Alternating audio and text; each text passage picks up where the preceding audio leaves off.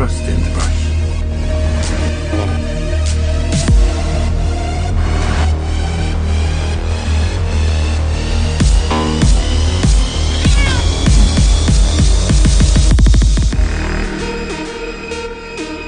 The end of the game is very, very near.